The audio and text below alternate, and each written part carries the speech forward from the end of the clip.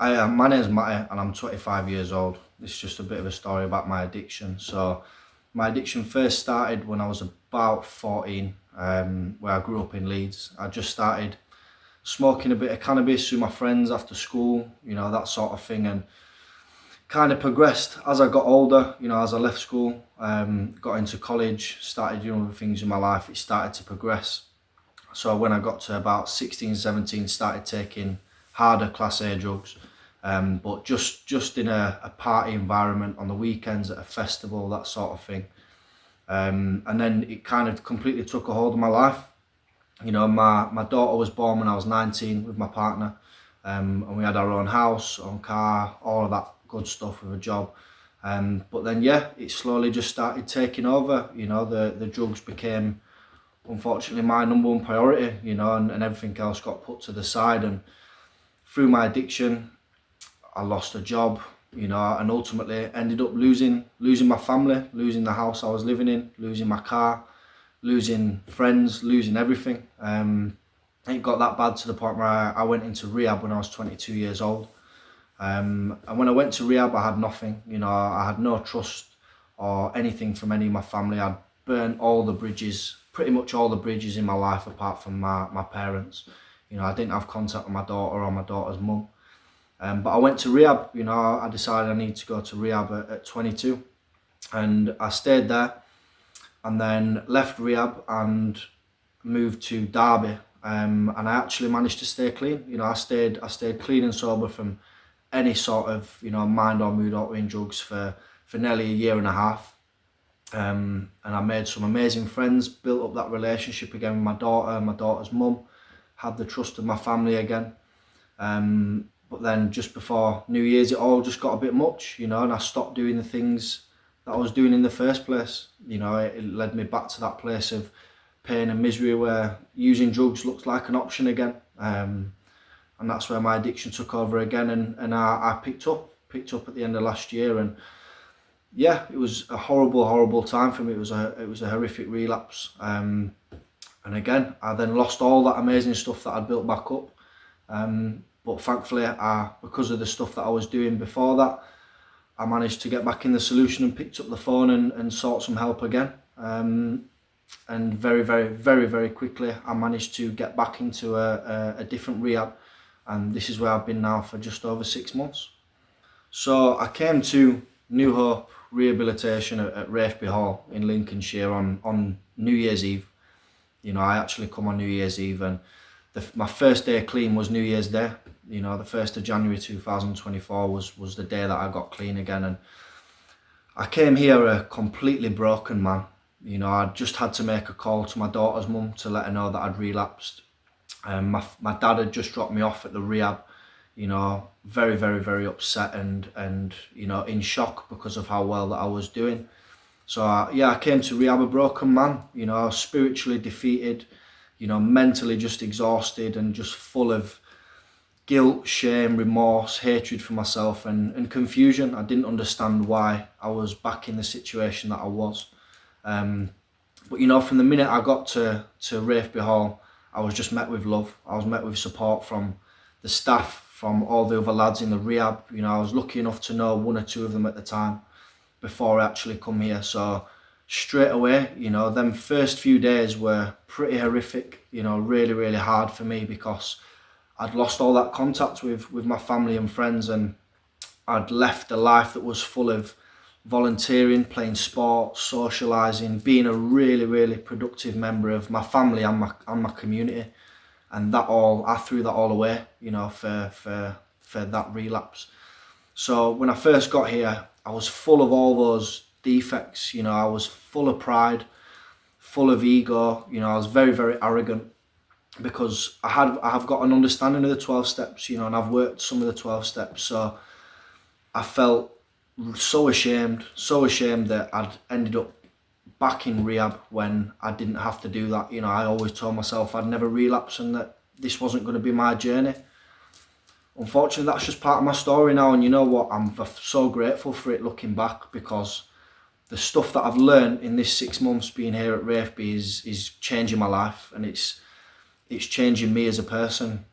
Even though I had you know, that year and a half clean time before I relapsed, I was still a very, very poorly person inside. You know, I hadn't actually changed those things deep inside that made me who I was. You know, I was still putting myself in situations I shouldn't have.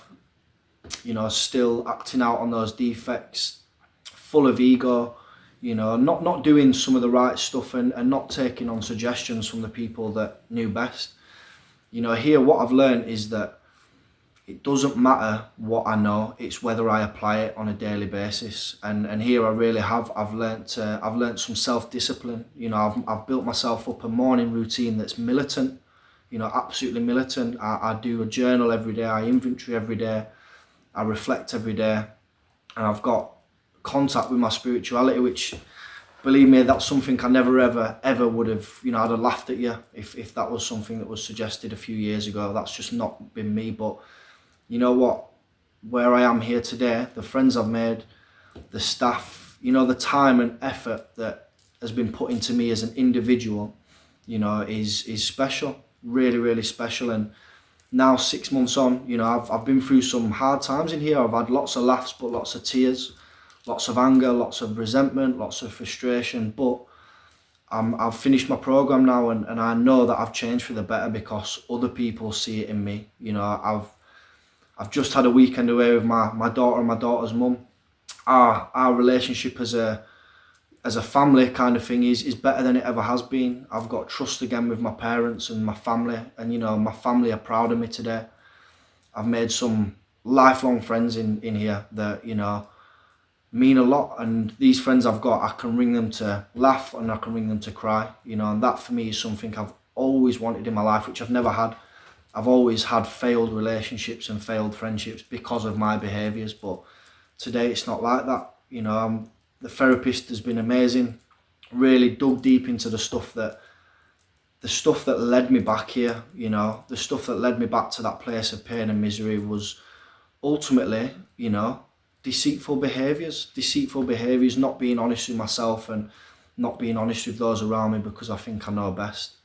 But yeah, I'm just very, very blessed and lucky that I'm in this position today where I'm about to move on to the next chapter of my life, feeling really confident, and positive instead of fearing change, because I've got a program in my life today, and I've got people that all they want is the best for me. You know, that is all they want from me, is to do well and succeed. Yeah, so when I leave here, I'll be moving to like the supported accommodation, which is the same. That's also New Hope, and that's actually where I was living before I had my relapse. You know, that's where I'd had the connection to be able to come to this rehab in the first place. But the supported accommodation that I'm moving to in Nottingham is exactly what I need right now. I'm not ready to be fully integrated back to society, having the responsibility yet of living on my own with all those temptations and responsibilities. And this is now the next stepping stone in order for me to slowly integrate back into society as a constructive person in society. It's going to give me a chance to really find out who I am, what my interests are again, and to build up that relationship whilst having the support of people I live with who are also in recovery and are working at the same program as me, and having friends around me that know what it's like. You know, I'm lucky that I get support from New Hope with various things, and you know, I'm just feel grateful that I'm moving to a place that's safe. You know, that's a big one for me. It's a safe place. You know, I know that I'm safe where I'm going, and that there's other like-minded people that, again, just want me to get well and do well. And it's going to give me a chance to get back to doing the things that I love, you know, playing sport, volunteering, you know, re-establishing some of those friendships that I'd you know, that I'd kind of ruined throughout my using. And the main thing though is it's going to give me an opportunity now to really, really be present again in my daughter's life, and that for me is one of the most important things now, because that's the reason why I'm getting clean. You know, I'm getting clean to be a responsible parent, to be a parent to my daughter, because my daughter needs a dad, you know, and my family need their son, you know, and that's what this next step is going to give me a chance to just really cement my foundations. You know, I've been given a toolkit, I've been given spiritual principles, I've been given a new way to live since I've been in this rehab, and now I get the chance to actually put it into practice living in society, and that's something I'm very grateful and looking forward to.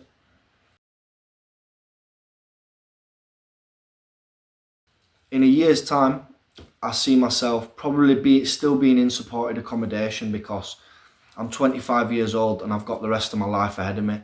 So it's really, really important for me to really establish myself in recovery and get these foundations solid as a rock in order to then have the best chance to build a beautiful life. But in a year's time, I've already signed up to a peer mentoring course. And for me, one of the biggest things is I want to be able to help other young men like myself who have struggled with addiction, that don't know another way to live. I want to show them and be a beacon of hope for them that they can change their life and get all these amazing things back in their life. So I definitely want to be volunteering, and ultimately, again, the biggest thing, if I'm honest, is to be much more involved in my daughter's life. That's a huge one for me, and to have friendships that I know that are going to blossom and become more solid. I want to be playing sport as much as possible, still doing as much for my recovery as I'll be doing today. That I can't take my foot off the gas with that sort of thing. But where I want to be is to be volunteering in the recovery sector and helping other men like myself. And yeah, being the best parent, best friend and best son that I can possibly be, in order to eventually, when the time's right, to move into a career that's going to suit me. And that's why I want to do this volunteering, to give myself time to learn more about that whilst also staying in the middle of the bed in the recovery sense. If I'm volunteering in recovery and being around that network of people, it's going to help me build up a recovery network, one for my own personal recovery, but two for plans that I've got in the future, about my plans that I want to do for my own career and my life. So yeah, I'm looking forward to, in that next year, having a consistent routine, remaining healthy, remaining fit, remaining active in my family's life, and just doing the best that I can for the year ahead.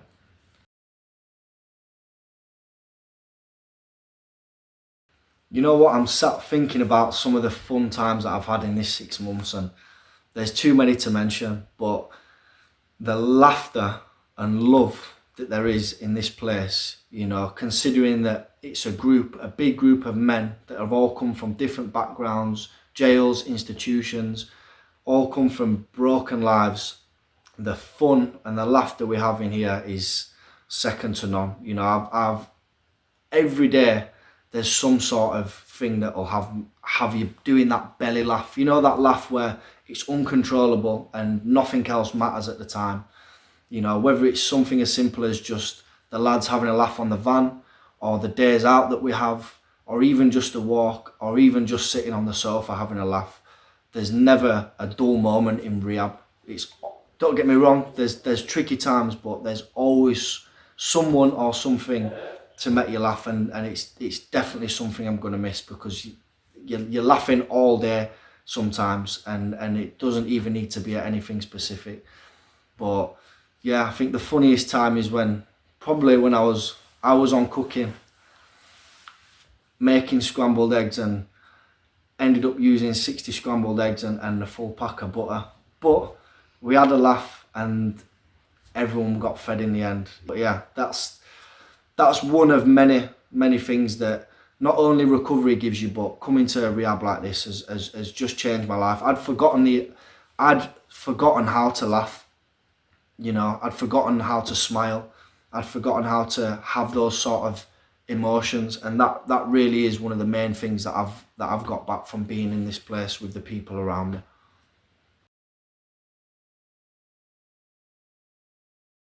To anybody that's struggling with addiction and mental health, because I've suffered with mental health myself, but with addiction, there is a way out.